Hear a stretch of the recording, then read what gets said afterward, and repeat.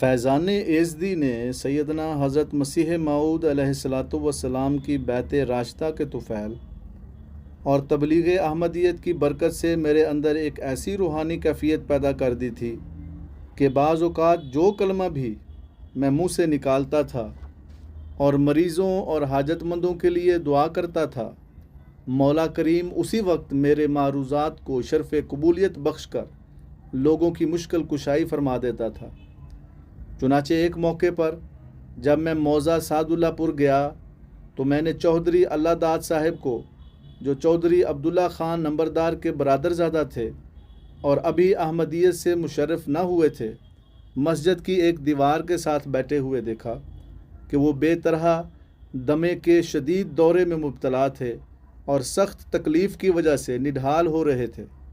میں نے وجہ دریافت کی تو انہوں نے بتایا کہ مجھے 25 سال سے پرانا دمہ ہے، جس کی وجہ سے زندگی دوبھر ہو گئی ہے۔ میں نے علاج معالجے کی نسبت پوچھا تو انہوں نے کہا کہ دور دور کے قابل طبیبوں اور ڈاکٹروں سے علاج کروا چکا ہوں، مگر انہوں نے اس بیماری کو موروثی اور مزمن ہونے کی وجہ سے لا علاج قرار دے دیا ہے، اس لیے میں اب اس کے علاج سے مایوس ہو چکا ہوں۔ میں نے کہا کہ حضرت صلی اللہ علیہ وآلہ وسلم نے تو کسی بیماری کو لِكُلِّ دَاءٍ دَوَاءٌ کے فرمان سے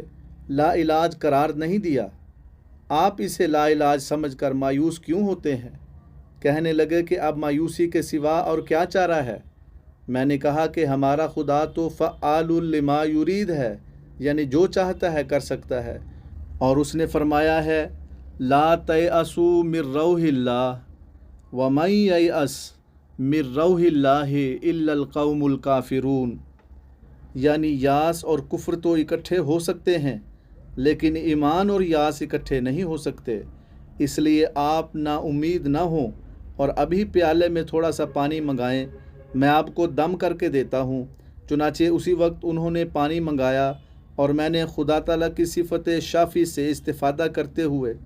اتنی توجہ سے اس پانی پر دم کیا کہ مجھے خدا تعالیٰ کی اس صفت کے فیوز سورج کی کرنوں کی طرح اس پانی میں برستے ہوئے نظر آئے۔ اس وقت مجھے یقین ہو گیا کہ اب یہ پانی افضال ایزدی اور حضرت مسیح پاک علیہ الصلوۃ والسلام کی برکت سے مجسم شفا بن چکا ہے۔ چنانچہ جب میں نے یہ پانی چودھری اللہ داد کو پلایا تو آن کی آن میں دمے کا دورہ رک گیا اور پھر اس کے بعد کبھی انہیں یہ عارضہ نہیں ہوا، حالانکہ اس کے بعد چودھری اللہ داد تقریباً 15-16 سال تک زندہ رہے۔ اس قسم کے نشانات سے اللہ تعالیٰ نے چودھری صاحب موصوف کو احمدیت بھی نصیب فرمائی اور آپ خدا کے فضل سے مخلص اور مبلغ احمدی بن گئے۔ الحمدللہ علی ذالک۔